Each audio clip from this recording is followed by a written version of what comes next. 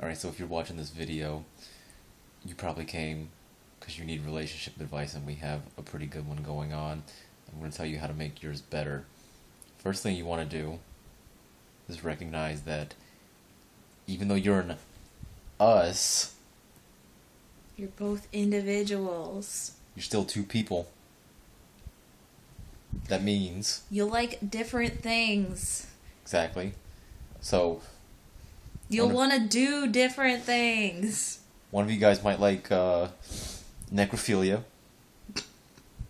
The other of you might like Christianity, but for some reason you got into this relationship with each other, and now you got to deal with these things.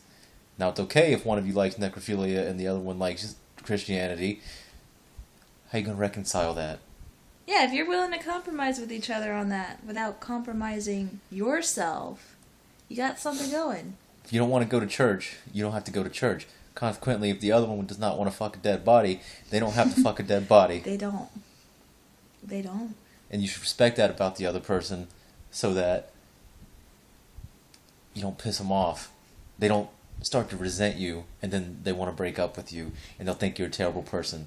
You might want to bring this up earlier on in the relationship. Seriously, if you're in necrophilia, you should probably get some sort of help besides this. Yes, but in general, if you have differences, you really need to reconcile those at the beginning before things get messy, and then there's drama, and nobody wants that. Consequently, there's also got to be things that you both like to do at the same time, so you don't just sit there watching the same dumb TV shows all the time and Resenting each other for it. and not bettering yourselves. I don't know, you might like necrophilia, but maybe you like basketball, and maybe the other person likes Christianity, but they also like playing basketball. So then, after one of you goes through a day of fucking dead bodies, and the other goes through a day of worship, you guys can play some relax basketball. together for some basketball. You guys can play some basketball, and then you can have a grand old time. But even recognizing yourselves as individuals, you really need to recognize that you have to be working for the same goals. So if one of you is going to be out there robbing graves for dead bodies because you're in necrophilia, the other person's got to be cool with that. Or maybe they just might pick up that same habit. Then you guys can go out robbing graves and fucking dead bodies together. In which case you should probably still get some help. But at least it betters you two as people. You found a kindred soul.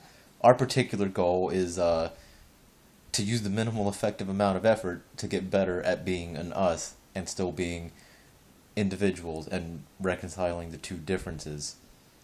So remember, you're still two people. Just because one of you's going to bed doesn't mean the other has to go to bed. Hell, some people like to sleep in the same rooms. Or, sorry, they like to sleep in different rooms. I don't know if you ever had that. I had some roommates, one was a real sound sleeper, the other was not a real sound sleeper.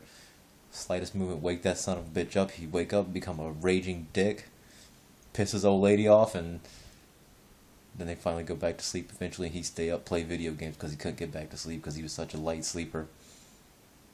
Most of the time, when I was gone, he would actually go and sleep in my bed because it was just across the hall, and that was the only way he can get some sleep. But they were cool with that, and 5 years later, they're probably one of the best examples of a capital R relationship I've ever seen. Yep. So yeah, that's all I got to say about that. If you got any questions, write us.